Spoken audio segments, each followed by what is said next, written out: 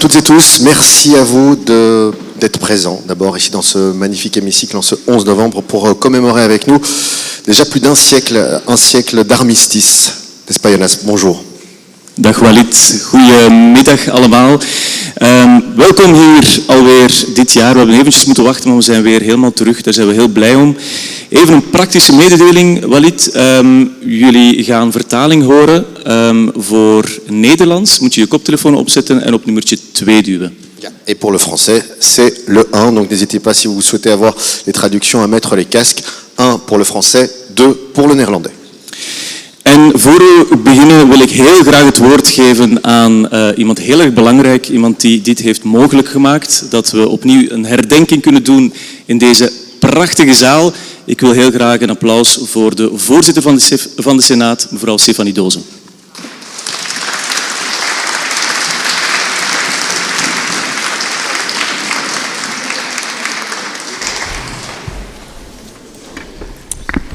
Beste collega's, beste oudstrijders, verzetshelden, gedeporteerden, leden van patriotistische organisaties, dames en heren, beste vrienden. Op een dag als vandaag doet het des te meer pijn te beseffen dat er opnieuw een oorlog is in Europa. Een oorlog die voor mijn generatie en de jongere generatie hier aanwezig, die nooit zo dichtbij kwam. En we voelen de gevolgen in onze economie, aan onze energiefacturen en we zien de vluchtelingen in onze straten. Maar vooral zien we de beelden en horen we de verhalen. Vreselijke, hartbrekende verhalen en tastbare verhalen. Ik wil jullie dit kleine blokje metaal tonen. Het is zeer klein, maar het is dodelijk. Het is een soort van clustermunitie waarvan de Russen er honderden in hun bommen steken. En ze vliegen bij een ontploffing alle richtingen uit, over grote afstanden, en ze rijten alles uiteen op hun baan. Dit stukje schrapnel, het is onmenselijk, het is illegaal en het wordt gebruikt om onschuldige mensen te terroriseren van Kiev tot Gersel. En beeld u in hoe uw lijf, hoe uw armen, hoe uw gezicht opengereten wordt door dit kleine blokje metaal. Hoe het uw vrienden, uw familie en uw geliefden zijn die het slachtoffer worden van de Russische brutaliteit. Ik word daar heel stil van. Ik word daar kwaad van. Ik word daar heel strijdvaardig van. Ik kreeg dit blokje van een Oekraïens parlementslid. Als herinnering aan de horror en aan alle mensen die elke dag hun leven riskeren in haar land. Het is een symbool voor de waarde van ons verzet tegen de oorlog, tegen hun oorlog, tegen onze oorlog. Voor onze inspanningen voor de vrede. En vandaag, vooral vandaag, is het een symbool dat onze geschiedenis in herinnering brengt. Want terwijl we herdenken hoe een brutale, hoe een allesvernietigende oorlog meer dan 100 jaar geleden dood en vernieling heeft gezaaid, zijn we toeschouwers vandaag van een brutale en allesvernietigende oorlog die vandaag dood en vernieling zaait. Terwijl wij de onbekende soldaat in herinnering brengen, die stierf in de West-Vlaamse Papavervelden, sterven er elke dag nieuwe onbekende soldaten in de Oekraïnse graanvelden. En de parallellen zijn duidelijk. Jonge mensen die opstaan tegen een buitenlandse agressor. Jonge mensen die vechten in naam van vrijheid, in naam van democratie. Ze zijn altijd iemands kind en altijd iemands geliefde. En elk verloren leven is een tragedie. En waarvoor? Waarvoor doen ze dit? Net als bij alle oorlogen vroeger en alle oorlogen vandaag, enkel in naam van waanzin. En 100 jaar geleden kreeg de onbekende soldaat van de Eerste Wereldoorlog, een van de meer dan 41.000 anonieme slachtoffers, een graf aan de voet van de Congreskolom. En meer dan een eeuw ging voorbij, maar ons land heeft de eeuwige vlam bij het graf brandende gehouden. Als een symbool van herinnering, maar ook een symbool van hoop. Nooit meer de zinloze waanzin, nooit meer de brute slachting, nooit meer oorlog. En het klinkt toch echt heel wrang, beste vrienden. Want in Oekraïne, in Jemen, in Ethiopië, in Oost-Congo en op zoveel andere plekken in onze wereld laten elke dag mensen het leven. Maar dat betekent niet dat we de hoop op vrede mogen loslaten. De hoop is een drijfveer, is een vlam die wij brandende moeten houden, die wij brandende zullen houden tot de hele wereld baat in haar licht. Les livres d'histoire nous enseignent que le 28 septembre 1988, lors d'une période de tension avec la Russie soviétique, le ministre belge des Affaires étrangères Paul-Henri Spaak a tenu un discours devant l'Assemblée générale des Nations unies. Il a décrit de façon magistrale notre flamme sacrée, celle qui brûlera toujours à la colonne du Congrès. Permettez-moi de vous citer un extrait de ce discours. Nous croyons à la démocratie libérale, c'est-à-dire que nous croyons de toute force et de toute conscience à la nécessité de bâtir une société politique sur la liberté de penser, d'écrire, de nous réunir librement, de nous associer librement. Nous voulons des élections libres, un gouvernement responsable devant le peuple, le respect de la dignité de l'homme et un État qui sert l'homme et non pas l'homme au service d'un État. Ce régime a d'immenses avantages. Il permet tout, les progrès économiques et sociaux. Il répudie l'intolérance, il répudie l'emploi de la force et l'emploi de la violence. Il fait confiance au bon sens et à la sagesse de l'homme. Fin de citation. Beste oudgedienden, u was een kind of u was een jong volwassene in tijden van oorlog. U heeft de verschrikkingen meegemaakt en u ziet spijtig genoeg vandaag hoe de geschiedenis zich herhaalt. Maar dankzij u kan de vlam vandaag branden, kan de vlam onze waarden verlichten en biedt ze weerstand tegen hedendaagse agressors.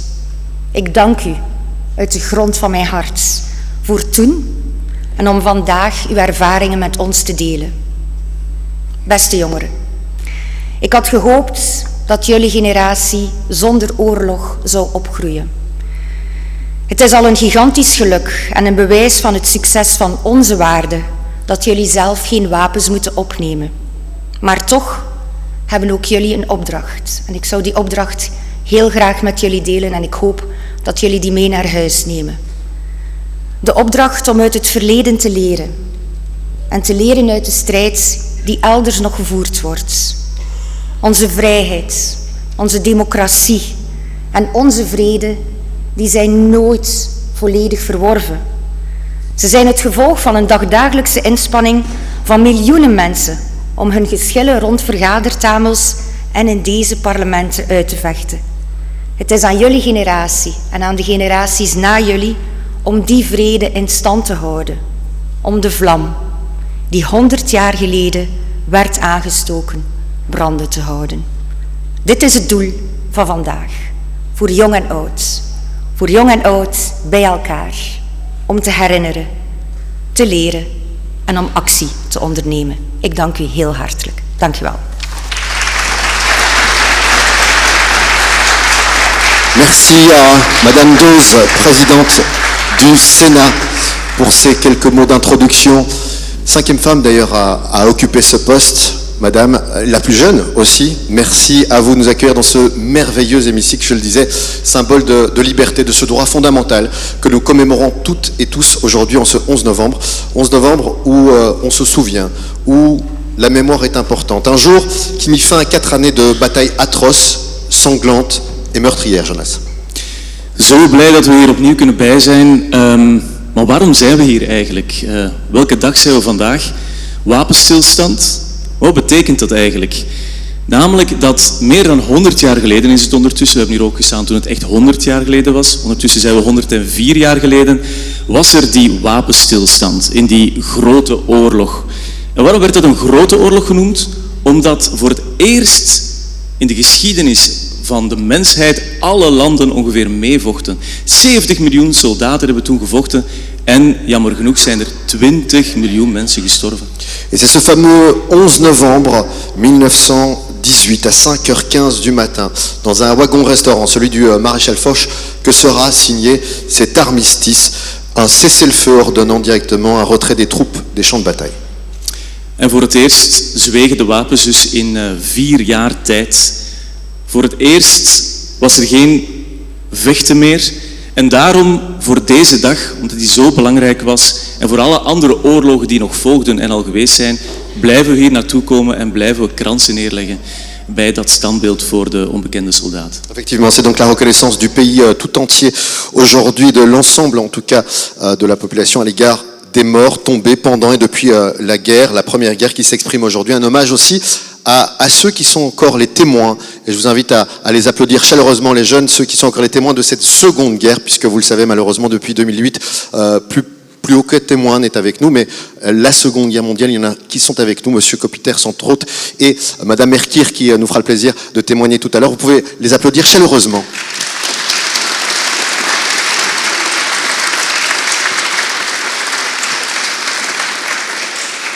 Maar ook voor jullie hoor, proficiat om hier aanwezig te zijn. Ik vind het zelf ook belangrijk dat jullie hier zijn. Ik wil jullie even voorstellen, er zijn hier een paar scholen. Uit Luxemburg is dat de École Fondamentale Communale de Noville. Waar zitten jullie? Ah, welkom.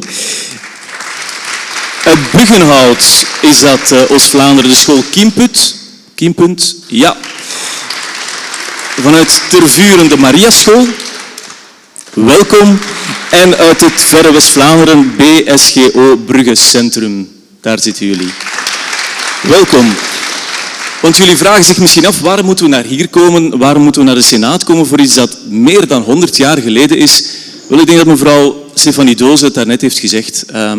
Omdat er voor het eerst eigenlijk in 80 jaar hier in Europa opnieuw gevochten wordt. Dat er weer een oorlog is.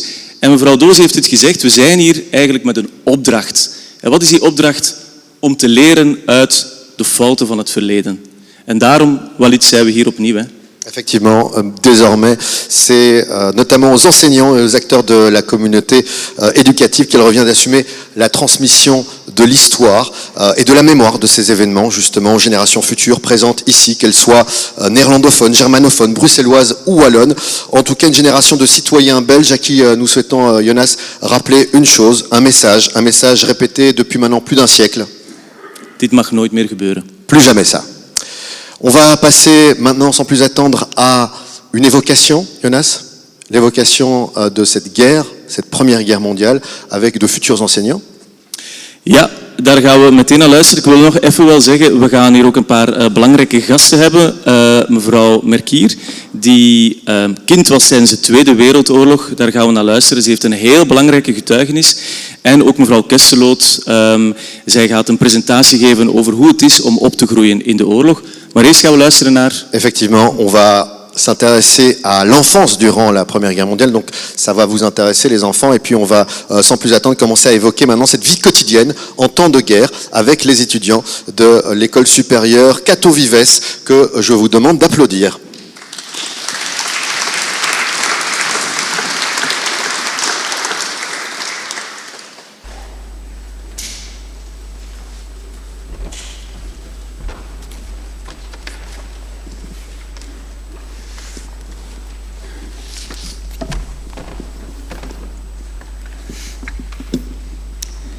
Jullie kwamen daarnet samen rond een vlam, die altijd brandt, bij het graf van een onbekende soldaat.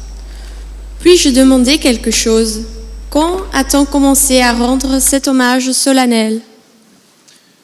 Hier, in deze mooie vergaderzaal, in de Senaat, hier zetelde senator Jean-Alphonse Carpentier. Toen de oorlog begon, kreeg hij geen toestemming om aan het front te vechten. Maar hij was wel heel bekwaam in de kunst van het degenschermen. Zijn opdracht was om soldaten te trainen. Hij leerde hen met een bajonet vechten en om goed granaten te gooien. Ook bedacht hij een hulpmiddel om gewonden zo vlug mogelijk te transporteren. de brancard. Hij redde enkele soldaten en omstaanders bij een granaatoefening en kreeg achteraf een medaille. En kort na de oorlog streed senator Carpentier in deze zaal voor de oprichting van een monument aan een Belgische onbekende soldaat. Luister even mee naar een deel van zijn toespraak. Monsieur le Président, chers collègues, la Belgique doit consacrer par un hommage éternel sa reconnaissance à ceux qui l'ont sauvé. Nous devons glorifier la dépouille d'un soldat inconnu, l'un de ces héros qui ont payé de leur vie la victoire, qui nous ont rendu la liberté. Cet hommage s'adressera à tous les soldats morts au combat. Il symbolisera le triomphe du droit et de la justice.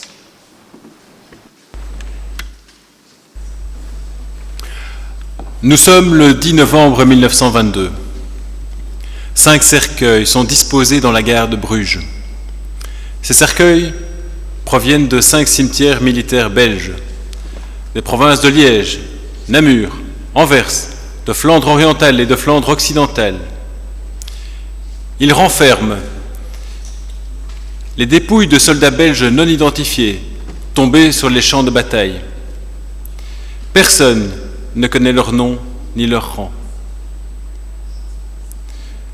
Tout est habillé d'étoffe noire. Un homme est introduit.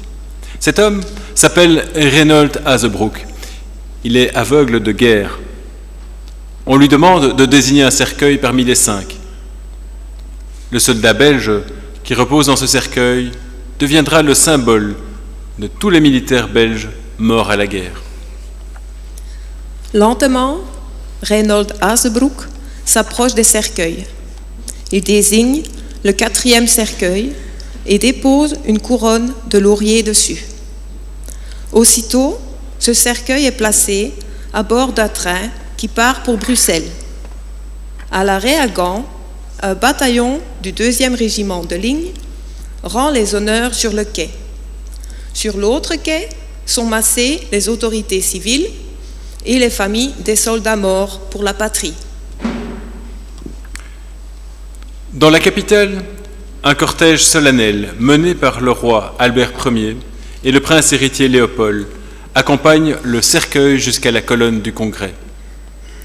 Les anciens combattants, les autorités et le peuple sont présents en grand nombre.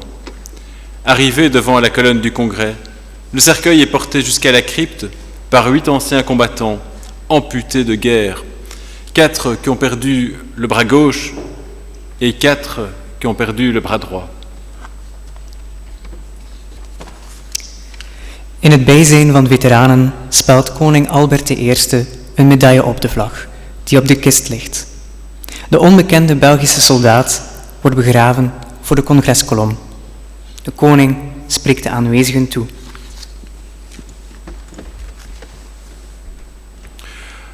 Devant ce symbole de tant de sacrifices et d'héroïsme inconnu, j'ai la vision de toutes les larmes et de toutes les souffrances ignorées des mères, des épouses, des familles éprouvées, qui ont été frappées dans leurs affections, dans leurs espoirs les plus chers.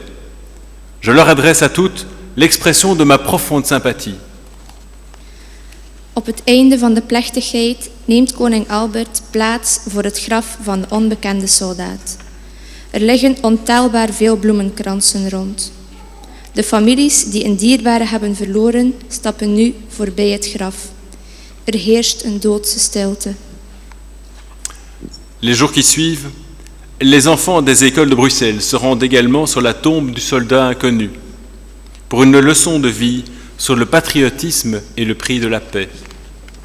Ook jullie hebben vandaag samen met koning Filip stilgestaan bij dit graf en hebben gezien hoe er bloemen werden neergelegd.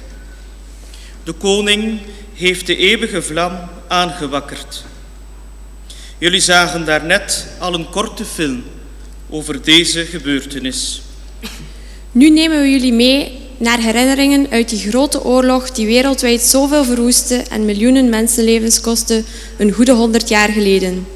We doen dit aan de hand van enkele belangrijke tijdstippen en gebeurtenissen en met de levensverhalen van enkele mannen en vrouwen die zich ondanks alle gevaren hebben ingezet om levens te redden en hun land te helpen bevrijden. Zeg eens, hoe begon die oorlog? 28 juni 1914. Samen met zijn echtgenote bezoekt de aartshertog Frans Ferdinand Sarajevo. De aartshertog is troonopvolger van het Oostenrijks-Hongaarse Rijk. Het is een prachtige zomerse dag om een rondrit te maken in de stad. Plots weerklinkt een pistoolschot. De troonopvolger wordt dodelijk geraakt. De Duitse keizer grijpt deze aanslag in Sarajevo aan om de oorlog te verklaren aan Frankrijk. Het Duitse leger eist dat het door België mag marcheren om Frankrijk aan te vallen. Een internationaal verdrag echter waarborgt de neutraliteit van het kleine België. Als een land België zou binnenvallen, dan moeten de andere landen bijspringen. De Belgische regering weigert de Duitse vraag. Op 4 augustus komt koning Albert naar het parlement en spreekt er alle senatoren en kamerleden toe. Hij stelt duidelijk dat Duitsland België niet mag gebruiken. Jamais depuis 1830, heure plus grave n'a sonné pour la Belgique. L'intégrité de notre territoire est menacée.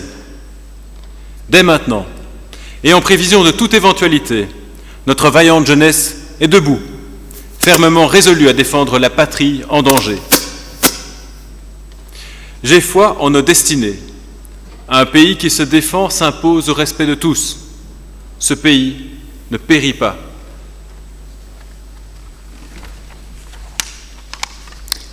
Op dezelfde dag valt het Duitse leger toch België binnen. De kranten schrijven erover. We lezen in L'Indépendance: Belge, la neutralité belge est violée. Belge, debout. En het volk drukt: Ziet, de nood breekt uit. Onze grenzen zijn bedreigd. Ook de wereld leeft mee met het leed in België. Poor little Belgium. Remember Belgium, endless today. Comme promis, des soldats français et britanniques se portent au secours de la Belgique. Dès l'invasion allemande, des milliers de personnes fuient, en France, en Angleterre ou aux Pays-Bas. Le curé de Diekebus, près d'Ypres, écrit ce qui suit dans son journal. Rond 10 uur komen de eerste Belgen toe. Wat een droeve stoet. Veel wagens vol kinderen en vrouwen. Voetgangers met zware pakken, anderen zonder iets. Omdat ze de tijd niet hadden om iets mee te nemen. Hier en daar een man die een koe leidt. Verdriet en moedeloosheid op hun gezichten. En toch in het hart de zoete hoop dat ze diezelfde week nog zullen mogen terugkeren naar huis. In oktober 1914 valt de opmars van het Duitse leger stil. Zijn naam is Hendrik Heraert, schipperszoon, geboren in Nieuwpoort. In Nieuwpoort mondt de IJzer in de zee. Hij kent de rivier de IJzer als zijn broekzak. Hij weet op welk moment men de sluizen van de afwateringskanalen van de IJzer moet openzetten. Samen met onze soldaten zorgt hij ervoor dat het zeewater de polders binnenstroomt. Zo ontstaat er een groot binnenmeer tussen de Duitse en Belgische kampen. Hij riskeerde zijn leven. De sluiswachters waren gevlucht, dus hield hij 4 jaar lang de wacht bij de sluizen. Later werd hij afgebeeld op een bankbiljet.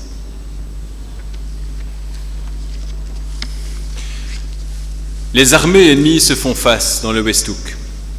Parfois, elles sont séparées de 20 mètres à peine. Les soldats s'abritent dans les tranchées qu'ils ont creusées. Ces tranchées seront souvent leur tombe. Les soldats espèrent recevoir des nouvelles de chez eux. Mais les Belges qui habitent le territoire occupé par les Allemands ne peuvent pas écrire aux soldats au front. Dans d'autres pays, les enfants ont bien la possibilité d'écrire à leur papa au front. Mon cher papa, comme je voudrais être une petite souris, mon papa bien-aimé, je me faufilerai dans ta poche, et comme ça, tu auras une consolation lorsque tu auras du chagrin. Malgré que je sois petite, je vois bien que mon papa ne revient pas. Je vais à l'école lundi et je serai sage pour que toi, tu sois heureux lorsque tu rentreras. Ta petite fille qui t'envoie 1000 baisers. Coralie. Kennen jullie Gabrielle Petit? Gabrielle Petit n'avait que 21 ans au début de la guerre. Elle est fiancée à un militaire, le sergent Maurice Gobert. Elle est appelée à défendre la Belgique. Gabrielle se retrouve abandonnée. Quand reverra-t-elle son Maurice chéri? Décidant de se rendre utile, elle rejoint la Croix-Rouge en tant que volontaire. Gravement blessé, le sergent Gobert est admis dans un hôpital d'Anvers. Mais la ville sera envahie peu après par les Allemands. Avec l'aide de Gabrielle, Gobert réussira à s'évader vers les Pays-Bas libres et de là, la Grande-Bretagne, pour rallier l'armée belge et de l'autre côté du front. C'est à l'occasion de la fuite de son fiancé que Gabrielle entre en contact avec un membre des services secrets britanniques. Il lui demande de rassembler des informations pour eux. Elle serait formée à devenir espionne. J'ai appris quelques codes secrets et me suis entraînée à reconnaître les différentes unités de l'armée allemande. Je compte me réengager à la Croix-Rouge à mon retour. En tant qu'infirmière, je pourrai me déplacer facilement et discrètement dans le pays. Mon nom ne sera plus petit, mais le grand. Bien trouvé, non? À la maison, je consigne tout dans des rapports destinés aux services secrets. Les informations sont acheminées vers Londres par divers intermédiaires en vue d'aider les Alliés. Op een winterse dag gaat Gabrielle naar de Rode Kruispost. Een man spreekt haar aan en bezorgt haar geheime informatie over de troepen. Thuisgekomen begint ze die over te schrijven. Maar plots wordt er geklopt. Er is geen tijd om haar papiertjes te verstoppen. Ze wordt betrapt. De Duitsers nemen Gabrielle mee.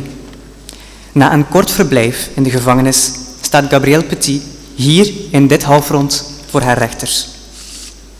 De rechters en de Duitsers gebruiken deze mooie zaal waar we nu zitten als rechtbank. Op 3 maart 1916 hoort ze haar straf aan. De doodstraf. Op 1 april 1916 wordt ze terechtgesteld. Enkele uren voordien had ze nog enkele brieven geschreven. Ook een afscheidsbrief naar haar zus Hélène. Ma chère Hélène, je t'adresse mes adieux. Ne regrette rien, c'est tellement naturel. Ainsi va la vie. Vois-tu, on part comme on est venu. Je ne regrette rien. Sois sage et courageuse surtout. Ne l'oubliez pas, surtout. Et si l'on te donne des conseils, suis-les, en souvenir de ta petite sœur, Gabrielle Petit. Gabrielle refuse de porter un bandeau sur les yeux lorsque les soldats allemands la fusillent. C'est ainsi qu'elle est immortalisée dans une statue à Bruxelles après la guerre. Le poing droit serré et dans l'autre main le bandeau qu'elle a refusé de porter, la tête droite. Sur le socle, l'inscription suivante. Je viens d'être condamné à mort. Je serai fusillé demain. Je leur montrerai comment une femme belge sait mourir. Op deze banken spelen zich zo dramatische feiten af, die jaren later nog echo's krijgen. Op 19 maart 1919 spreekt de nieuwe senator De Vrière zijn collega's toe. Monsieur le Président, mes chers collègues, une vive émotion m'a étreint hier tandis que j'ouvre le tiroir de mon pupitre. J'ai trouvé un billet datant de 1916. Permettez-moi de vous en donner lecture. Ici, sur ce siège, le 12 avril 1916 a été condamné à mort pour espionnage et Oscar Hernalsteins, né à Boisfort en 1874, veuf et père de 3 enfants. Que le sénateur qui s'assoira sur ce siège pense à lui de temps en temps. Vive la Belgique! Mes chers collègues, associons-nous un instant à cette voix d'outre-tombe en faisant résonner aujourd'hui dans l'hémicycle de notre Sénat l'exhortation de ces patriotes. Vive la Belgique!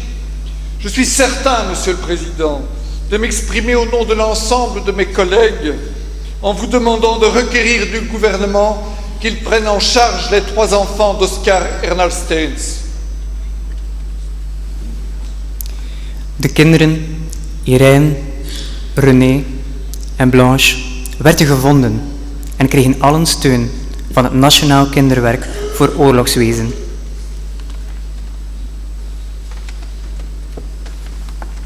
Mais n'anticipons pas trop sur les années d'après-guerre. Alors que dans la Belgique occupée, les résistants sont poursuivis et sévèrement punis, la terrible guerre bat son plein sur le front. Le monde entier est entraîné dans cette guerre. Les hommes, issus des 5 continents, livrent des batailles acharnées. Des hommes dont un nombre important ne rentreront jamais chez eux. Des hommes dont le nom restera gravé sur une tombe blanche ou sur le mur des disparus. 4 années durant, les armées tiennent leur position. Une offensive est lancée de temps en temps. Parfois, on utilise du gaz comme arme. Des milliers de jeunes gens perdent la vie pour conquérir un peu de terrain. C'est le cas lors de la bataille de Passchendaele, en Flandre occidentale. Le 31 juillet 1917, les Britanniques, Canadiens, Australiens et Néo-Zélandais lancent une offensive contre les positions allemandes. Les Alliés gagnent 2 km de terrain en 3 jours, puis les combats s'enlisent. En un mois, on dénombre déjà 125 000 morts et blessés. La pluie et la boue ont momentanément raison des combats, jusqu'à ce que le temps devienne plus sec. Le 6 novembre 1917, Passchendaele tombe enfin aux mains britanniques. Au total, la bataille de Passchendaele aura coûté la vie à quelques 450 000 personnes. 450 000. Autant que les populations des villes de Gand et Charleroi réunies. Tout cela pour gagner 8 km de terrain. Le soldat poète anglais Sassoon écrira en novembre 1918 « We died in hell. They called it Passchendaele. We died in hell. They called it Passchendaele. »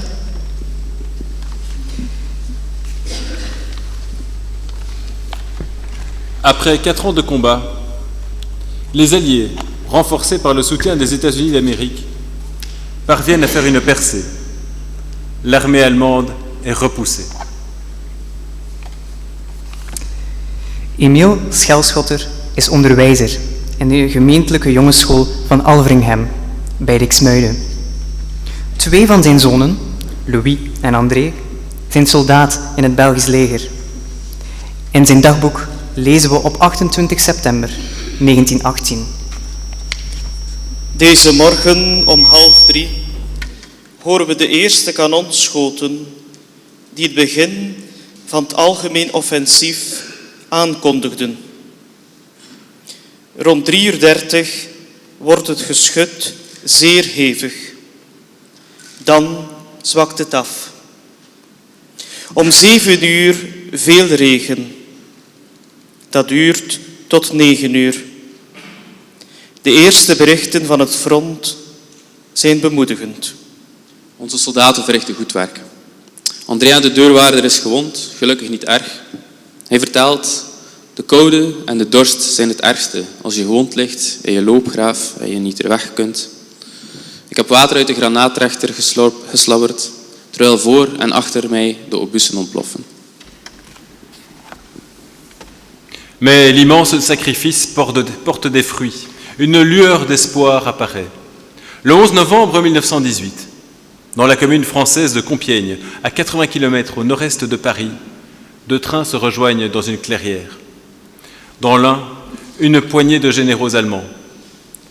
dans l'autre, les Alliés.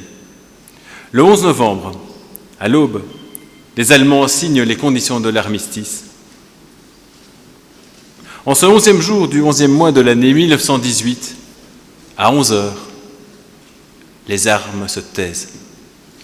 Op de 11e dag van de 11e maand van het jaar 1918, om 11 uur, zwijgen de wapens.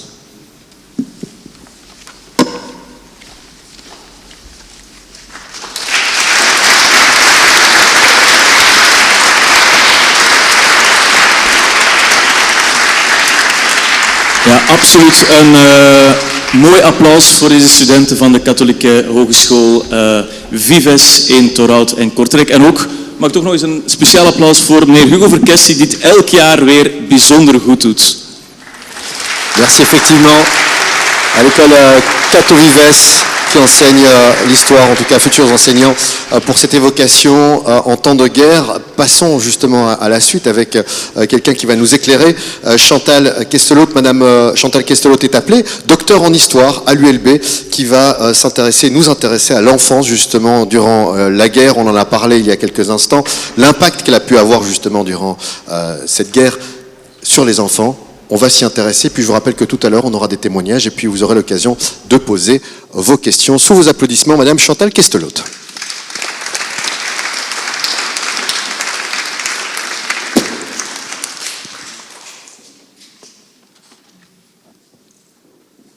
Dames en heren, mesdames, messieurs les membres des associations patriotiques, messieurs les anciens résistants, beste leerlingen, geachte leden van de Senaat, mevrouw de voorzitter.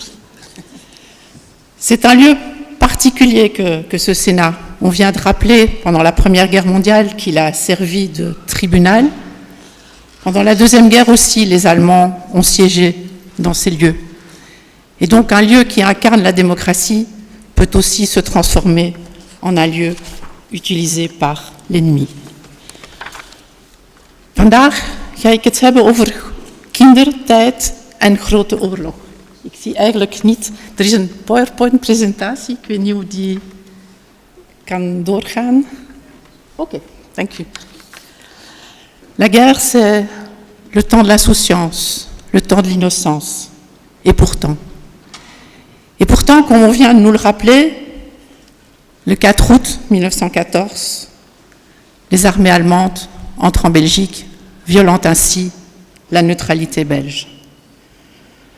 Wat zijn de gevolgen geweest voor de doorsnee Belg? Wat betekent oorlog voor kinderen? Gisteren, tijdens Wereldoorlog 2, zoals we het zelfs zullen over hebben. Vandaag in Oekraïne, maar niet uitsluitend. Er zijn tal plaatsen in de wereld vandaag waar de jeugdperiode van de kinderen gekenmerkt wordt door de oorlog. Pour évoquer cette guerre, j'ai utilisé des photos. La photo est quelque chose d'encore assez nouveau. La photo remonte à la fin du 19e siècle. On possède beaucoup de photos sur la Première Guerre mondiale. Bien sûr, tout n'est pas photographié. Tout le monde n'a pas été photographié. Et on a par exemple très peu de photos sur le Congo. Le Congo pendant la Première Guerre mondiale, aussi une partie de notre histoire. Les photos ne sont pas tout. On a des témoignages, des journaux personnels, des gens qui vont raconter pendant, après, que savons-nous de cette grande guerre.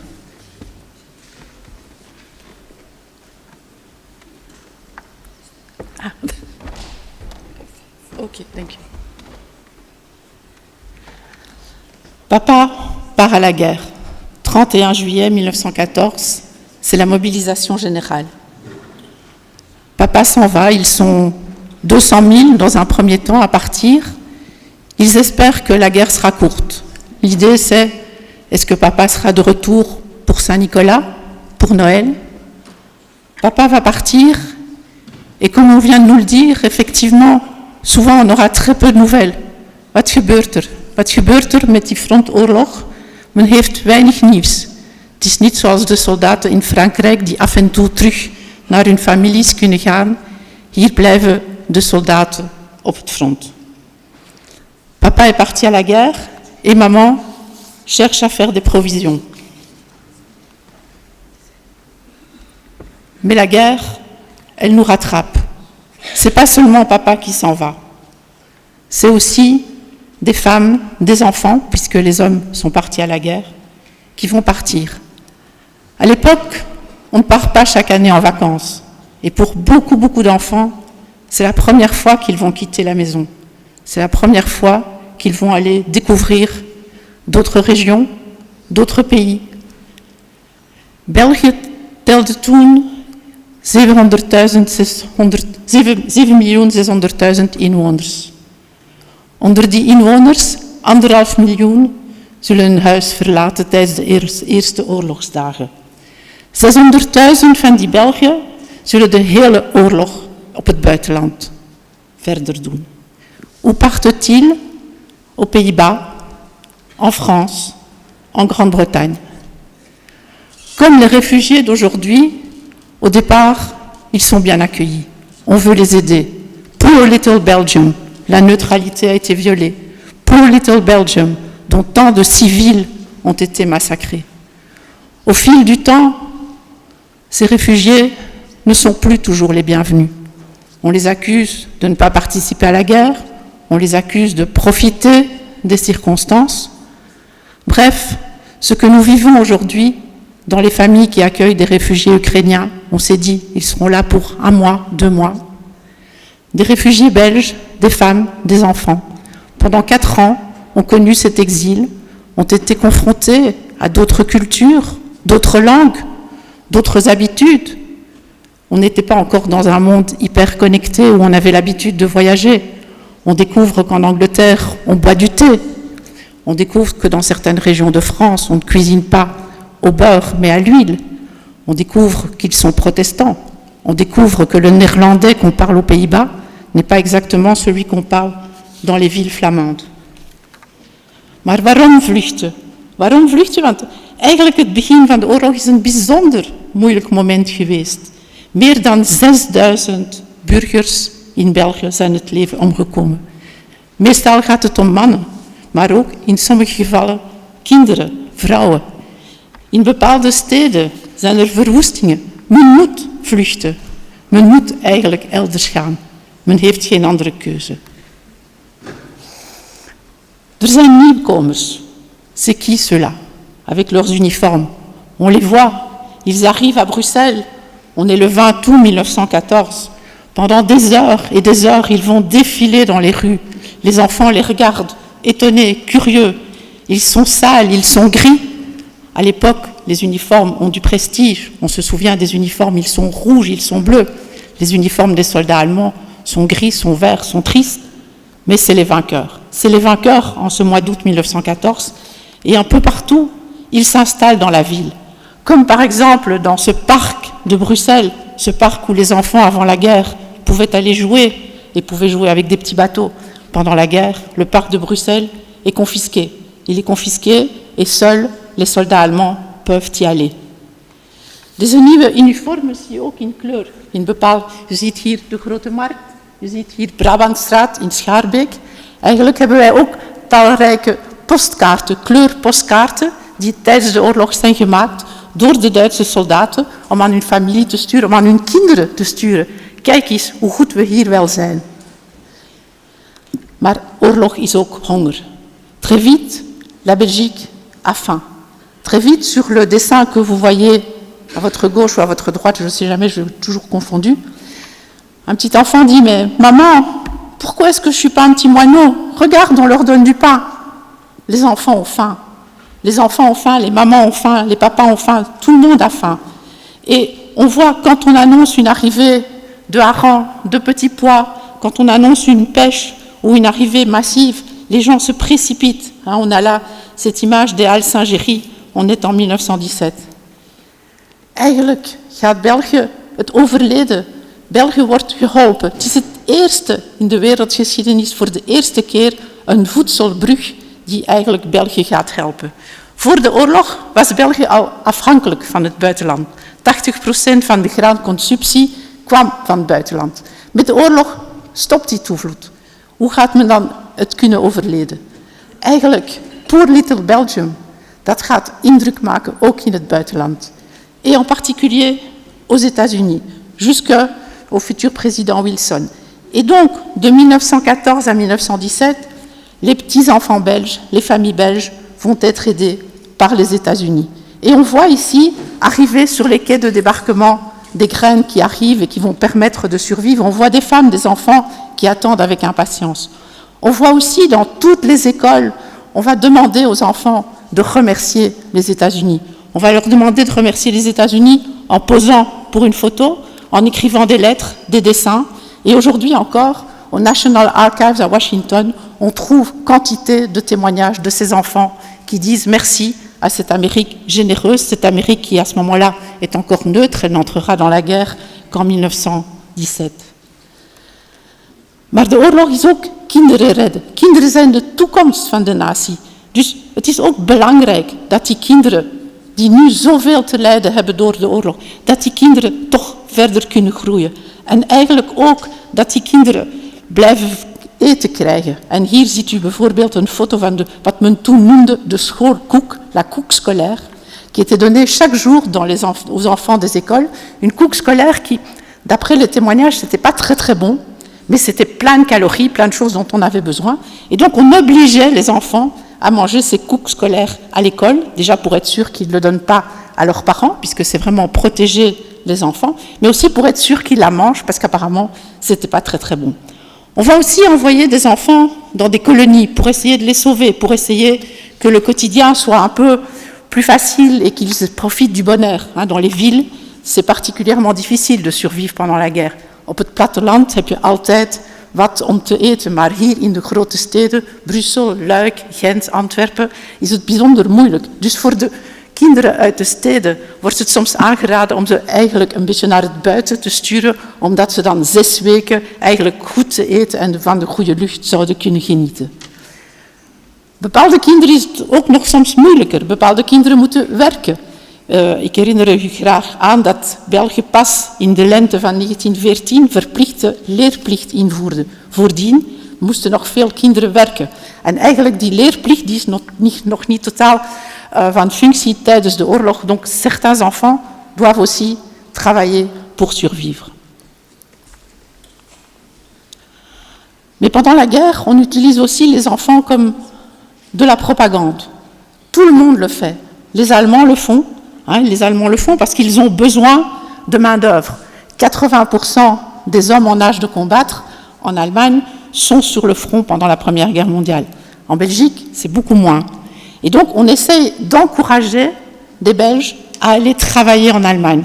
Et pour ce faire, on dit, tes enfants auront un meilleur repas, tes enfants pourront profiter de plusieurs avantages. Donc, il y a toute une propagande. On utilise les enfants. Et donc, il faut toujours être très prudent avec ces images-là. Parce que la réalité, elle est beaucoup plus contrastée.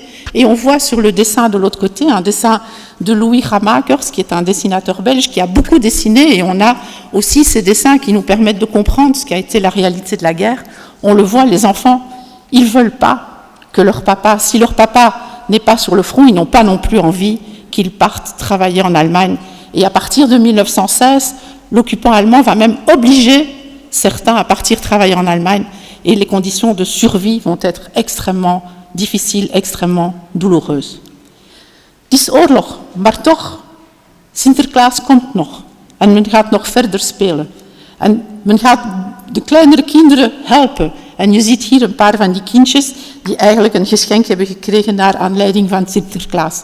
Er wordt ook oorlogsspeelgoed ontwikkeld. En eigenlijk is de oorlog nooit ver. En je ziet hier op die postkaart aan de andere kant, de meisjes worden dan als verpleegkunde en de jongens als kleine soldaat. Dus daar ook gaat men de kinderen gebruiken eigenlijk als een soort vorm van oorlogspropaganda. Pendant la guerre, pas question comme aujourd'hui de prendre le train et de se dire on va aller passer une journée à la mer. Le pays est quasiment fermé. C'est très difficile de circuler. Pour se déplacer, il faut quantité de documents, des passeports, des cartes d'identité. C'est d'ailleurs pendant la Première Guerre mondiale que les cartes d'identité sont introduites par l'occupant allemand par l'occupant allemand. Et après la Première Guerre, la Belgique va trouver que ce système, finalement, ça fonctionne bien, et donc on va garder ces cartes d'identité qui ont été introduites pendant la Première Guerre. Mais donc, pas question de prendre le train pour aller à la mer, et donc on a des petits lieux où on joue dans les villes. On a cet endroit qu'on appelle Schaerbeek plage, et là aussi, c'est intéressant, la photo est prise au parc Josaphat, et au parc Josaphat, pendant la Première Guerre mondiale, la commune a mis des ouvriers au travail pour pas qu'ils soient déportés en Allemagne, pour aménager le parc. Maar kinderen spelen ook graag oorlog. En je ziet aan de andere kant kinderen die doen alsof ze eigenlijk bezig zijn met oorlog. Dus oorlog is iets dat afschrikt, maar tegelijkertijd voor kinderen blijkt het ook een boeiend speelthema. Oorlog is ook koud en donker. En misschien gaan bepaalde onder jullie dat wel leuk vinden, maar in februari 1917 is er geen steenkool meer, en de scholen in bepaalde steden worden dan gesloten. Les écoles sont fermées, hein, c'est un peu la récréation permanente, mais pour les enfants de l'époque, c'est pas drôle. L'école, c'est un droit, l'école, c'est un plaisir, c'est l'occasion de rencontrer ses petits camarades, et donc il faudra attendre le printemps, quand on a moins besoin de charbon, pour que les enfants puissent retourner à l'école. Toujours parce qu'on n'a pas de charbon, toujours aussi parce que c'est la guerre et qu'il s'agit en quelque sorte de se protéger. Hein. Pendant la Première Guerre mondiale, c'est la première guerre où on va bombarder les villes. La nuit, les rues doivent être sombres. Hein, vous vous souvenez, il y a quelques semaines, il y a eu toute cette polémique, les rues qui sont sombres, dans lesquelles on ne se sent pas bien. Eh bien, effectivement, pendant le contexte de guerre, Première Guerre, Deuxième Guerre, dans les villes, les rues sont noires et les rues font peur. Ik kom stilaan aan het einde van de oorlog, maar het einde van de oorlog betekent dan ook nog niet het einde van de problemen. Eigenlijk door de evolutie van het front, allerlaatste offensief van de geallieerde legers, die start in de zomer 1918, zijn er nieuwe vluchtelingen. En in een stad zoals Brussel telde toen 700.000 inwoners, komen ongeveer 100.000 vluchtelingen. Vluchtelingen, opnieuw vrouwen, kinderen, enkele mannen, en opnieuw problemen. Dans une ville qui a faim, qui a froid, qui a du mal à se nourrir, à se chauffer, comment accueillir 100 000 réfugiés? Qui sont ces réfugiés? En plus, leur arrivée, elle coïncide avec un autre moment important de la fin de cette année 1918, ce qui sera la dernière année de guerre sur le front occidental, c'est l'arrivée de la grippe espagnole. Et donc, de l'autre côté, c'est un petit journal tenu par les sœurs du Sacré-Cœur. Et qu'est-ce qu'elle raconte dans ce journal? Elle parle de la petite Lia, 6 ans. On est en octobre 1918. Le 8 octobre, Lia est tombée un peu malade, mais elle est quand même encore venue à l'école. Et puis, la fièvre continue. Et finalement, sa maman la garde à la maison le lundi 14, donc 6 jours après le début qu'elle soit tombée malade. Elle perd connaissance. Le mardi 15, Lia était morte. Cette grippe espagnole, dont les statistiques sont effroyables, 50 millions de morts de par le monde, on n'a pas de chiffre exact pour la Belgique, cette grippe espagnole a aussi tué des enfants qui allaient tout simplement à l'école, et donc on ne sait pas trop comment la grippe se transmet de l'un à l'autre. Ça va très très vite. Et non seulement dans ces derniers mois où la souffrance est à son maximum, il y a la grippe, mais il y a aussi d'autres maladies qui reviennent. Le typhus, le choléra, la tuberculose. 1918, c'est sans doute l'année la plus difficile de la guerre. Alors je vais terminer par deux petites images, deux slides sans doute un peu plus légers. Bien sûr, l'issue de la guerre, ce sont les armées. Bien sûr, ce sont les faits militaires. Mais dès 1914, Manneken Pis avait prévu, dès 1914, c'est un dessin qui date de 1914, dès 1914, Manneken Pis avait dit qu'il chasserait les Allemands. In Brussel, 11 november 1918, is niet een grote vreugddag. Die dag, de Duitse soldaten zijn nog steeds in Brussel. En hier voor het parlement hebben ze zelfs de rode vlag opgehezen. Er is een soort revolutie onder de Duitse soldaten. En het is pas op 16 november dat de laatste Duitse soldaat Brussel verlaat. In Luik zijn er Duitse soldaten tot en met 22 november.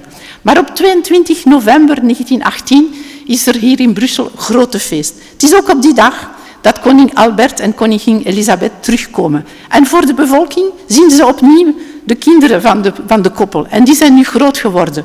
Karel, Leopold en hun dochter, haar naam ontsnapt mij momenteel. Dus die 3 kinderen die worden dan voor het eerst opnieuw in de openbare getoond. Oorlog na de oorlog.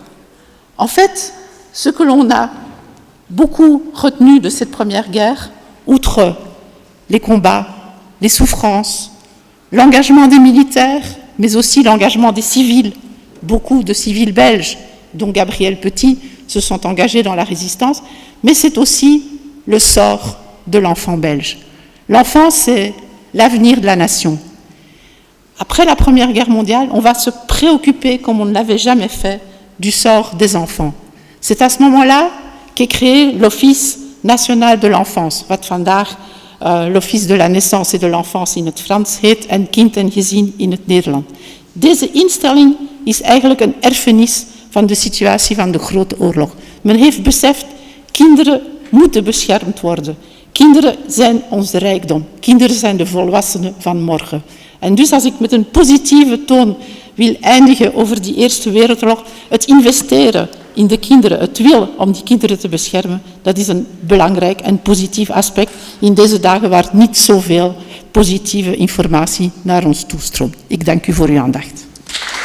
Merci à Madame Questelot, docteur en histoire de l'ULB, d'avoir évoqué avec nous cette insouciance de l'enfance.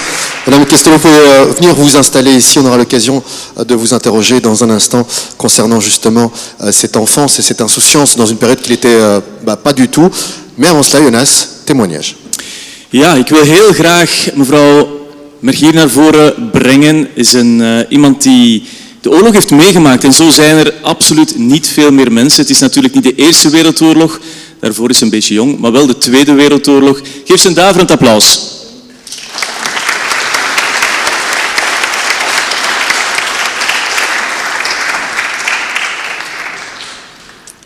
Mag zich hier zetten, ja. En ik ga u een microfoon geven. Zo, ik weet niet of hij aan staat. Ja, hij staat aan. Mag ik beginnen met een heel onbeschofte vraag te stellen? Hoe oud bent u? U mag de microfoon gebruiken. Net 87. Net 87. Dan was u hoe oud toen de oorlog begon? Ik was, als de oorlog begon, 4,5 jaar, bijna 5 jaar. En herinnert u zich nog iets van die eerste dag? Zeer veel, ja. Ja? Ja. Zeer zuidelijk, want ik was toevallig op een buitenverblijf met mijn grootmoeder. En er was geen telefoon in die tijd. En mijn ouders hebben toen een telegram gestuurd. Blijf daar, maar je zult daar heel veel veiliger zijn op het platteland dan in de stad. Ja, een telegram. Voor de kinderen die niet weten wat een telegram is, leg nog eens uit wat dat is. Een telegram is iets dat je dus in het postkantoor gaat schrijven, die dan verstuurd wordt door teletext, die dan aankomt in de plaats waar die moet besteld worden, die daar gedrukt wordt en die dan met een koerier ter plaatse naar de mensen wordt besteld. Ja, dat kan je je nu niet meer voorstellen natuurlijk. Maar de boodschap kwam binnen via de telegram en u zat op het platteland. U woonde eigenlijk in Gent, maar u was op het platteland. Ik was toevallig op het platteland, want mijn grootmoeder was weduwe geworden. Mijn grootvader was overleden. En zij was afkomstig van Flobecq, die dan toch net over de grens in Wallonië, in Henegouwen. En ze wou terug naar haar geboortedorp. En dan hebben ze mij met haar meegestuurd, omdat ze wat verstrooid. Een beetje water? Ja, alsjeblieft.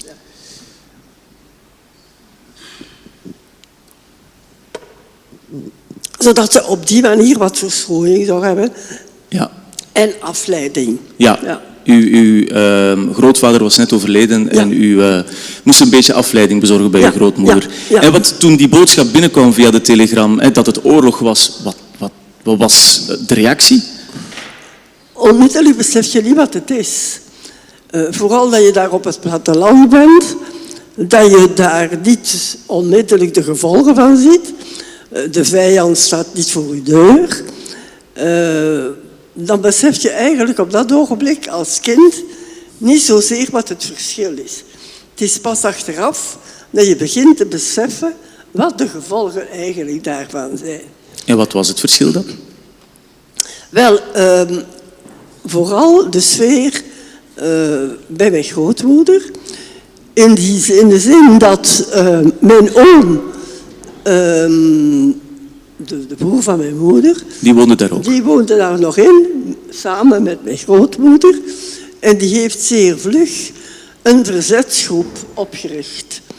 En toen was ik heel nauw betrokken bij de oprichting van een verzetsgroep in die streek. Nadien zijn nog 2 andere heren komen schuilen bij mijn grootmoeder. De ene was een werkweigeraar. Nu, een werkweigeraar was iemand die door de Duitsers werd opgeroepen om verplicht te gaan werken in fabrieken in Duitsland. En als je niet wou, dat was de enige manier onderduiken zodanig dat ze u niet zouden vinden. Ja. En die is dan bij ons komen schuilen. En dan vrij kort daarop is ook een tweede vriend van mijn oom, die de leider was van een andere verzetsgroep in de streek Gent-Kortrijk. En die gezocht werd door de vijand. En die is daar ook komen schuilen bij mijn grootmoeder. Ja. En die bleef in contact met zijn verzetsgroep dankzij estafettes, noemden we dat.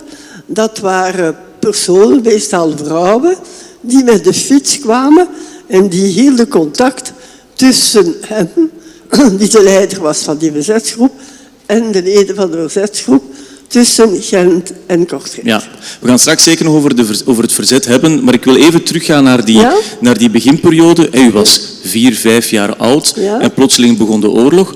Was u bang? Nee.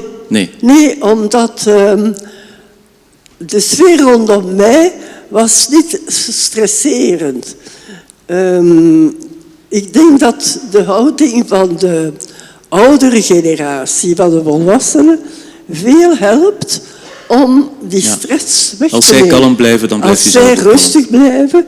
En we waren op het platteland in een heel klein gehucht. Doe maar hoor.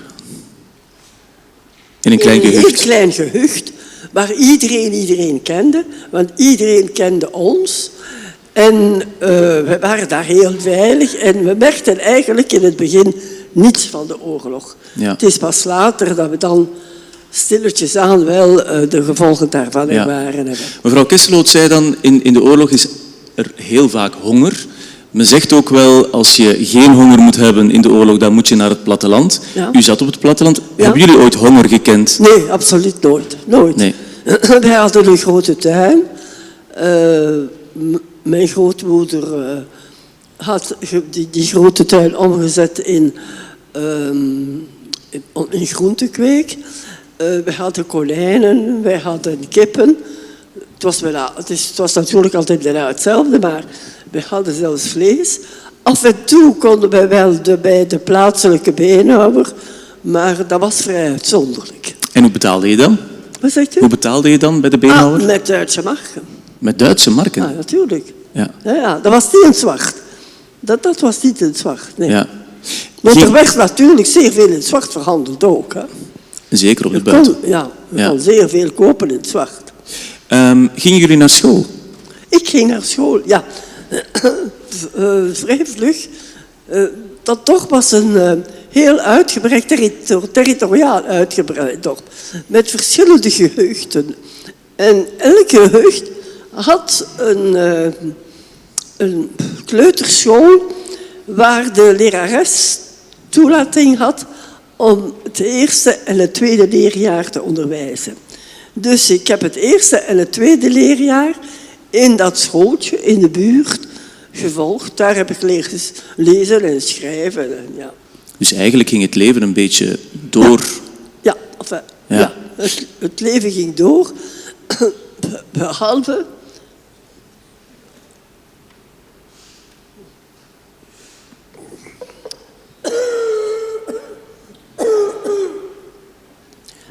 natuurlijk dat door het feit dat mijn oom vrij vlug een verzetsgroep binnen dat gehucht en in de buurt heeft opgezet, dat toch veel heen en terug bracht thuis. En dat ik wel besefte dat daar iets aan het gebeuren was.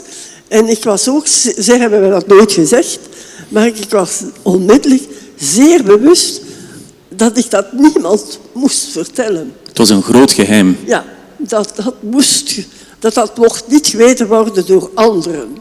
Ja. On essayait de vous protéger, je suis là. Je suis là. On essayait de protéger l'enfance, l'enfant que vous étiez à l'époque. Vous étiez consciente aussi de ce qui se passait. On ne disait pas, c'est ce que vous me disiez tout à l'heure, on ne disait pas, mais on savait. En tout cas, l'enfant que vous étiez savait. On ne l'a jamais dit explicitement, mais ça faisait partie du contexte. Je me rendais très bien compte qu'il s'agissait de choses qui devaient être gardées au sein des gens auxquels on avait conscience. Donc, je savais que je devais respecter le devoir de silence vis-à-vis de ce que j'entendais, de qui je voyais, etc. D'ailleurs, en parlant de silence, il y a une perquisition. Oui, mais ça, c'est beaucoup plus tard. Oui, oui, ça, c'est tout à la fin de la guerre. Parce qu'au début de la guerre, il faisait relativement calme. Mais évidemment, comme petit à petit, il y a d'autres réfractaires au travail et résistants qui sont venus se cacher dans la villa, finalement, il n'y en a pas du village, certainement pas du village ni des hameaux où nous habitions, mais par contre de Renay, qui est une petite ville des environs, qui ont appris du bouche à oreille et sont venus faire la garde autour de la propriété. Pour voir, observer. Pour observer ce qui s'y passait, qui il y avait. Et c'est ça, évidemment, qui a déclenché la perquisition que nous avons subie. Mais ça, c'était déjà... presque à la fin. Juillet, 1er août, presque à la fin de la guerre. Dans cette insouciance, est-ce que, quand vous prenez conscience qu'il se passe quelque chose, est-ce que vous sentez, à l'âge que vous avez, prise d'une mission, celle d'aider? Est-ce que à cet âge-là, on se dit j'ai envie de faire quelque chose, j'ai envie de contribuer? Non, je n'ai pas envie de faire quelque chose, mais j'y ai participé inconsciemment, en ce sens que très souvent, comme la villa jouxtait dans des bois, et qu'il y avait de temps en temps des parachutages d'arbres, etc., qui arrivaient d'abord alors qui étaient mis dans un hangar dans les environs de la villa, mais qui devaient être transférés dans un endroit plus sûr. Et alors, très souvent, on m'envoyait dans les bois voir s'il n'y avait personne qui surveillait la villa, s'il n'y avait personne qui rôdait dans les alentours. Vous aviez un rôle. Indirectement, on vous demandait à travers cette insouciance de faire justement quelque chose pour contribuer à cette résistance. Vos activités au quotidien, vous faisiez quoi au-delà d'aller à l'école? Je jouais seul. J'avais un chien que mon oncle m'a rapporté et qui a été mon compagnon d'enfance. L'importance du silence, vous en avez parlé, l'importance de se taire. Oui. Aujourd'hui, il ne faut plus se taire, il faut dire. Non, je ne crois pas. Je crois que toute parole qui est dite en public engage. Et je crois qu'il est parfois... Le silence est d'or, et l'argent, mais la parole est d'or, mais pour moi, ce n'est pas vrai. Il ne faut pas tout dire. Il faut être honnête. mais il ne faut pas raconter des choses qui peuvent engager ou nuire à d'autres personnes.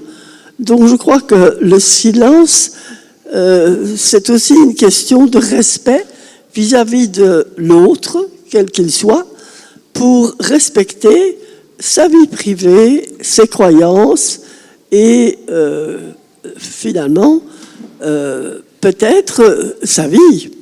Quel est votre souvenir le plus marquant de la période de cette guerre? Le plus marquant, c'est la perquisition. Ça restera toujours gravé dans ma mémoire.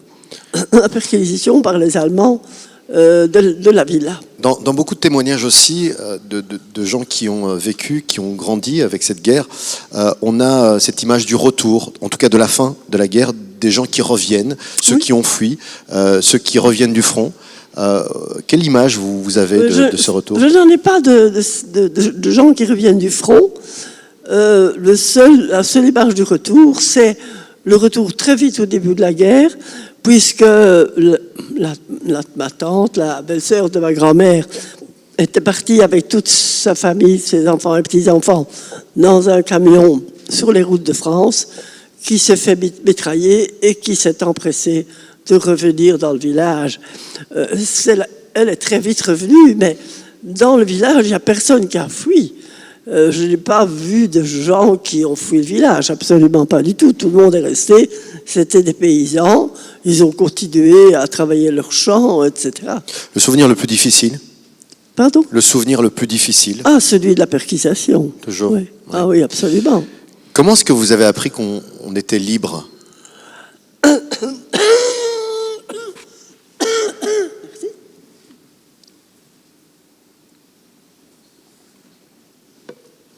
Mais nous savions, puisque nous écoutions Radio Londres, on connaissait l'évolution un peu des troupes, parce que c'était ça qui était fort important.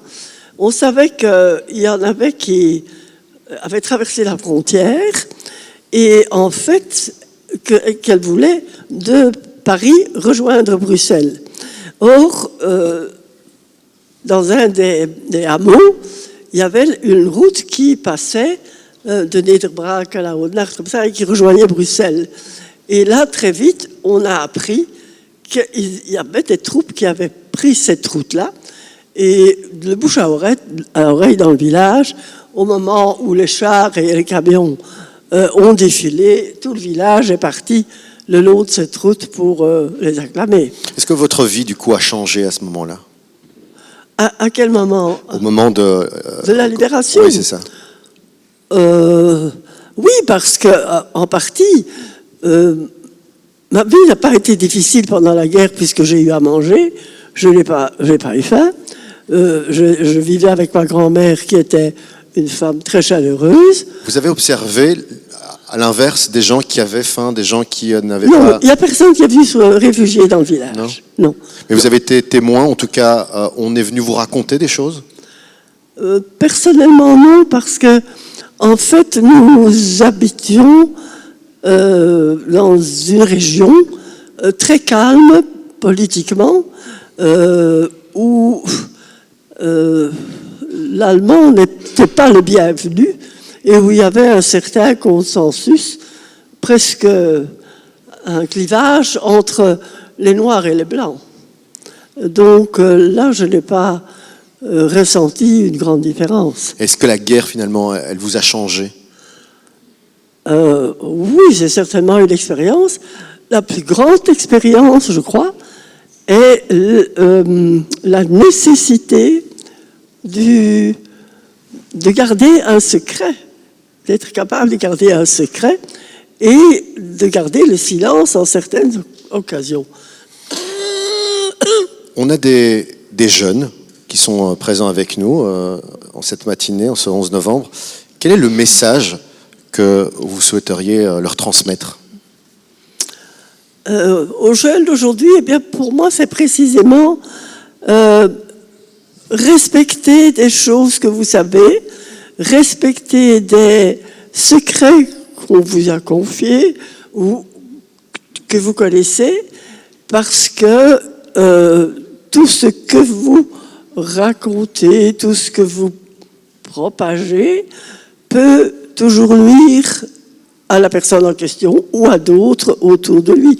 Parce que un ami a un ami et un autre ami a un ami, et il est parfois très difficile à ce moment-là d'arrêter une chaîne d'informations qui peuvent parfois s'avérer être fausses. Surtout dans les moments outrageusement connectés que nous connaissons aujourd'hui. C'est vrai, effectivement, on est très connectés, d'où l'importance de vérifier. En tout cas, merci Madame Merkir pour ce témoignage. Je vous invite à l'applaudir, et puis on vous invite également à poser vos questions, Jonas. Ja, het is tijd voor jullie, denk ik. Jullie hebben allemaal een microfoon en een knopje en nu mogen jullie vragen stellen. Er zijn hier twee mensen die heel veel kunnen vertellen. Hè. Mevrouw Merkir die kind was geweest tijdens de Tweede Wereldoorlog en mevrouw Kesseloot die gespecialiseerd is in de Eerste Wereldoorlog en die ook kan vertellen hoe het is geweest om daar kind te zijn. Alors on a une petite question déjà. Jeune homme. Oui. J'aurais une question. Pendant la guerre, est-ce qu'il y avait de la discrimination de personnes qui n'aimaient pas des personnes, tout ça? Parler de discrimination vis-à-vis de certains habitants, les uns vis-à-vis des autres. Oui. Vis-à-vis d'étrangers ou... d'étrangers. Mais il n'y avait pas d'étrangers. Ah, non, pendant la Seconde Guerre mondiale, il n'y avait pas d'étrangers en Belgique. Il n'y avait que des Belges. Il n'y a pas eu de réfugiés étrangers. Il y a des Belges qui se sont réfugiés en France, qui ont été jusque dans le midi de la France, et là, qui se sont parfois installés plus longtemps. Et là, au bout d'un certain temps, ça a pesé contre vis-à-vis de la population locale. Mais c'est quelque chose qu'on n'a pas connu en Belgique, parce que nous n'avons pas eu de réfugiés étrangers en Belgique pendant la Seconde Guerre mondiale. Et l'histoire, Madame Kestelot? Si je peux peut-être juste ajouter, sans vouloir... en fait, il y a quand même une communauté juive qui est une communauté qui est à 90% composée de gens arrivés de fraîche date, deuxième moitié des années 30, qui viennent d'Allemagne, d'Autriche, de Pologne, de Bessarabie. Et donc cette communauté-là, elle va être effectivement très rapidement discriminée. À partir de l'automne 1940, il y a les premières mesures anti-juives qui sont imposées par l'occupant. Et ce qui est évidemment interpellant aujourd'hui, c'est qu'à l'automne 1940, on ne sait pas encore ce qui va se passer. Le camp d'extermination d'Auschwitz n'est pas encore opérationnel. Mais certaines autorités belges vont aussi participer à ces mécanismes d'exclusion. Par contre, plus tard, ces mêmes autorités parfois vont avoir un réflexe patriotique et vont contribuer à sauver des Juifs. Et par exemple, au moment, en mai 1942, lorsque les Allemands veulent que les Juifs portent l'étoile, ça c'est un moment important parce qu'en fait, pour beaucoup de Belges, dans la rue, ils ne se rendaient pas compte nécessairement qui était juif, qui ne l'était pas. Mais en voyant apparaître ces étoiles, ça a fait naître des mécanismes de solidarité. Et donc même des gens qui peut-être au départ n'aimaient pas les Juifs vont contribuer à les aider. Et donc on va sauver beaucoup d'enfants juifs, sauver beaucoup de familles juives, même si le bilan reste effroyable. 25 000 Juifs déportés de Belgique qui mourront à Auschwitz pendant la Deuxième Guerre mondiale. Nog een vraag? Une autre question. Ja. Doe maar op de knop. Ja. Mijn vraag is eigenlijk, was er veel gebruik van pyromanie, brandstichting in de Wereldoorlog?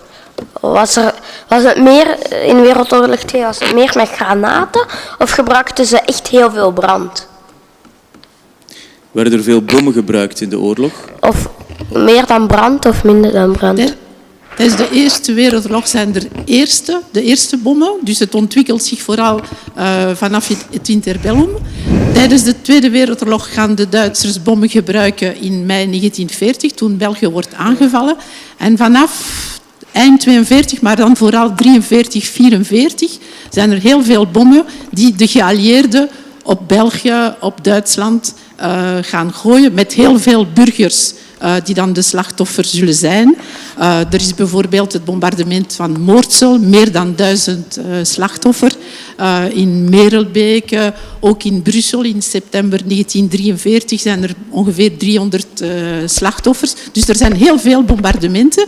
En ook na het einde van de oorlog worden er opnieuw bombardementen, de beroemde V1 en V2's. En onder andere in Antwerpen en in Luik zijn er daar weer opnieuw honderden slachtoffers te betreuren. Mademoiselle. Ja, is dat dan? Mijn vraag is, hoeveel vierkante kilometer heeft ongeveer 1 bom van schade aangebracht? Dat is een zeer moeilijke vraag en ik heb eigenlijk geen antwoord. Maar wel is het zo dat men zeker in die periode dat eigenlijk de stiptijd van de bommen nog veel... dat er eigenlijk neveneffecten waren. En dus dat meer dan nu, zelfs nog, eigenlijk er verkeerde doelwitten zijn getroffen en dat de burgerbevolking een bijzonder zware tol gaat betalen, omdat die bommen niet precies vallen waar ze bedoeld waren om te vallen. Er waren nog geen precisiebombardementen. Ja, maar om de precieze van die vierkante kilometer, daar, sorry. Dat is een moeilijke vraag. Jeune homme. Oui. Moi j'avais une question, c'était est-ce que dans les petits villages les Allemands venaient plus beaucoup ou genre pas beaucoup? Est-ce qu'il y avait des Allemands dans les villages, dans les petits villages? Non, il n'y avait pas d'Allemands dans les petits villages où j'étais, non. Là, ils étaient essentiellement dans les grandes villes. Là, ils foisonnaient,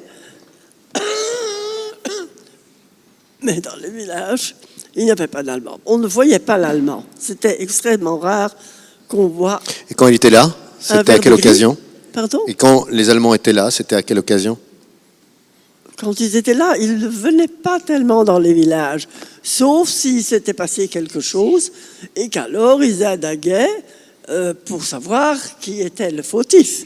Mais sans quoi on ne les voyait pas. Ils n'avaient pas investi la campagne. Enfin, non. Ik denk dat deze jongen een vraag had. Wat was uw moeilijkste tijd in heel de oorlog? Wat was uw moeilijkste tijd in de oorlog? De moeilijkste tijd is het einde van de oorlog met de huiszoeking die ik meegemaakt heb, waar mijn grootmoeder de hele nacht in afzondering is genomen om haar te proberen gegevens te geven over diegenen die bij haar schuilden en waar zij is moeten zwijgen, waar gezwegen heeft. En daardoor hebben zij...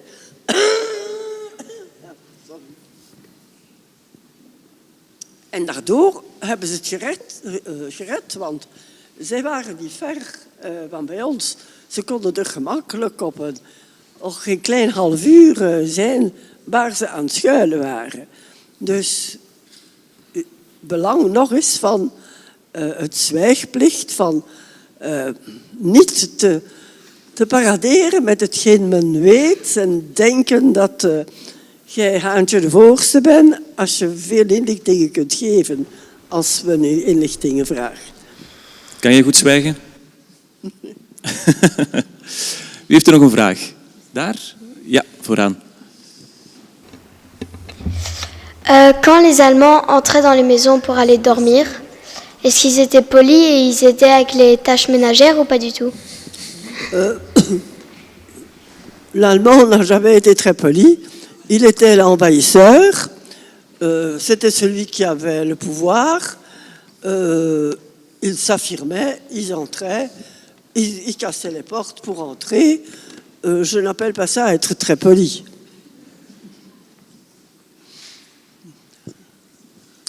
Daar helemaal van achter. Ja. Comment ont-ils réussi à arrêter la grippe? Je ne sais plus comment ça s'appelle. On peut répéter? La grippe espagnole. Comment il a... Alors la grippe espagnole, donc il y a eu... Comment ont-ils réussi à arrêter la grippe espagnole? Quand est-ce qu'ils ont réussi à l'arrêter? Donc il y a eu 3 vagues de grippe espagnole entre 1918 et 1920 et on n'a pas trouvé, il n'y a pas eu de vaccin, mais la grippe a disparu. Alors probablement, une des explications aussi, c'est que les gens ont moins circulé, parce que la grippe, elle s'est fortement répandue tant que les armées ont continué à circuler. Et donc, effectivement, les armées apportaient avec elles la maladie. Et les soldats étaient porteurs de cette grippe. Alors pourquoi elle s'appelle espagnole? Je vais aussi répondre à cette question-là qui n'a pas été posée. En fait, elle n'a absolument rien d'espagnol, mais pendant la Première Guerre mondiale, l'Espagne est un pays qui est resté neutre et qui ne participe pas à la guerre. Et donc c'est un des premiers pays où on va, dans les journaux, parler de cette maladie. Donc là aussi, ça nous montre l'importance de l'information. L'information, ni les Allemands ni les Alliés ne souhaitent qu'elle circule. Ils ne souhaitent pas se montrer affaiblis en disant mais dans nos soldats, il y en a tout plein qui sont en train de mourir. Et donc le seul pays qui va commencer à en parler, c'est l'Espagne, d'où ce nom de grippe espagnole. Ik denk dat we nog tijd hebben voor één vraagje, Walid. Encore 3 minutes, oui. Mademoiselle? Est-ce que vous-même ou votre famille cachiez des juifs dans la Deuxième Guerre mondiale? Est-ce que vous avez caché des juifs? Est-ce que vous avez caché des juifs? Non, nous n'avons pas caché des juifs, mais dans ma famille très proche, il y a une de mes cousines qui a toute la guerre caché un juif, un enfant juif. Et du coup, comment ça s'est déroulé le moment où, quand elle a caché les juifs, où est-ce qu'elle les cachait précisément? Où est-ce qu'on les cachait? Comment ça se passait? Oh, mais il faisait partie de la famille. Dans le cas que je connais, qui était un cas très concret, cette lointaine cousine a caché cet enfant pendant toute la guerre au sein de ses enfants. Il l'a traité comme un de ses enfants. Et il n'a jamais été... On savait très bien qu'elle cachait un juif, mais personne ne l'a dénoncé. Vous parlez de l'importance du silence que vous évoquiez tout à l'heure. L'importance du silence. Et l'importance du silence autour de vous, évidemment. Et souvent, cet enfant devait changer de nom pour pas qu'on le repère. Donc, il y a aussi tout un silence que l'enfant devait lui-même intégrer. On va prendre une dernière question, malheureusement. Je sais que vous êtes nombreuses à vouloir en poser. Vous aurez l'occasion de les poser peut-être tout à l'heure. Dernière question, jeune homme. Ja, ik had een vraag. Na de Tweede Wereldoorlog is er een soort repressiegolf geweest over het land. Heeft u daar zelf ook onder geleden? Of heeft u daar nog herinneringen over? Of is dat bijgebleven, die repressiegolf? De repressie heb ik meegemaakt in de processen en zo. Maar uiteindelijk, die repressie is beoordeeld geworden door rechtmatig ingestelde rechtbanken, zodanig dat de normale procedures in zulke gevallen gevolgd is geworden. En dat men kon beschouwen dat de beslissingen die genomen zijn door die rechtbanken terecht waren. Dat is gebeurd. Dat heeft vrij lang geduurd, die processen. En dat is...